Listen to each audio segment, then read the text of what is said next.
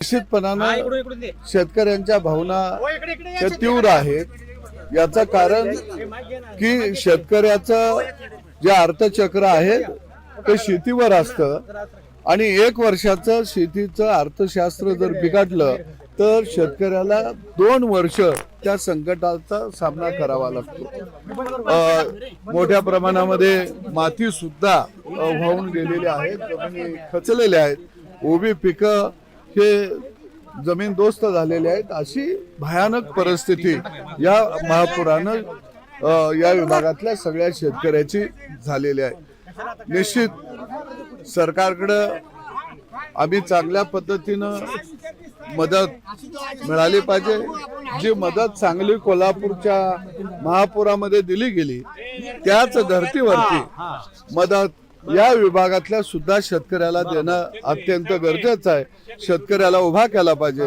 मी सगळ्या कारखानदारांना आव्हान करतो की चारा पाण्याचं मोठं संकट निर्माण झालेलं आहे आणि अशा संकटाच्या काळामध्ये नुसता ऊस गाळू नका, तर शेतकऱ्यांच्या जनावराला चारा सुद्धा पुरवठा करण्याची यंत्रणा ही कार्यान्वित होणं अत्यंत गरजेचं आहे।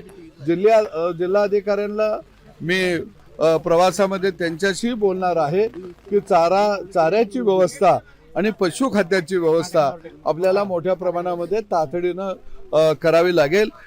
त्या संदर्भामध्ये प्रशासनाशी निश्चितपणानं बोललं जाईल। तुम्ही सत्ताधारी आमदार आहात, त्यामुळे लोकांच्या अपेक्षा आहेत, तुम्हाला या लोकांनी मदत केलेली आहे सगळ्या पद्धतीनं। आज त्यांच्यावर वेळ आलेली आहे, तुम्ही काय ठोस भूमिका आज त्यांना घेणार आहात? मला आपल्या माध्यमातून सगळ्या अतिवृष्टी मध्ये सापडलेल्या संकटात सापडलेल्या सगळ्या शेतकऱ्याला आव्हान करायचं आहे की निश्चितपणानं सरकार आपल्या बरोबर आहे। निश्चितपणानं सगळ्यांनी मिळून आपण हा संकटाचा सामना करूया।